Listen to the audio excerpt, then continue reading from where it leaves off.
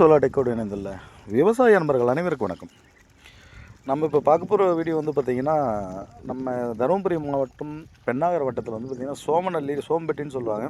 அந்த ஏரியாவில் வந்து பார்த்திங்கன்னா ஆல்ரெடி கஸ்டமர் ஒரு சிஆர்ஐ 5 ஹெச்பி 750 அடி இறக்கி விட்டுருக்கிறாரு.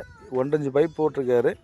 நமக்கு வந்து பார்த்திங்கன்னா சோலார் பண்ணி தர சொல்லி கேட்டார், ஃபோன் பண்ணி கேட்டார். நம்மளும் சரி சைட் விசிட் ஒரு டைம் பார்த்துட்டு செஞ்சு கொடுக்கலாம் அப்படின்னு சொல்லிட்டு 570 570 வாட்ஸில் 10 பேனல் போட்டு கொடுத்துருக்குறோம்.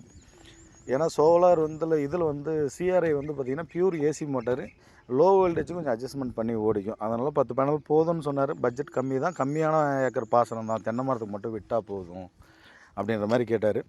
அதனால் நம்ம வந்து பார்த்திங்கன்னா அவருக்கு வந்து சோலார் வந்து 570 வாட்ஸில் பண்ணி கொடுத்துருக்குறோம். நம்ம போடுற சோலார் அனைத்துமே வந்து பார்த்திங்கன்னா பியூர் ஏசி மோட்டார்ஸ் மட்டும் தான் யூஸ் பண்ணுறோம். ஆதித்யா, சிஆர்ஐ, டெக்ஸ் மோட்டார் எது வேணால் போட்டு தரோம்.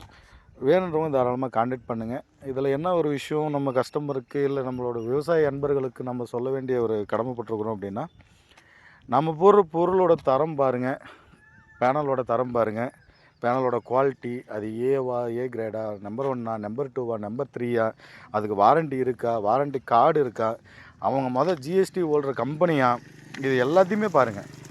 ஏன்னா நிறைய கம்ப்ளைண்ட் வந்துகிட்டே இருக்குது. சரியில்லாத பேனல் போட்டாங்க, கொஞ்சம் டல்லான ஆஃப் ஆகிடுது, ஆனால் நிறைய எக்கச்சக்கமான கம்ப்ளைண்ட் வருது.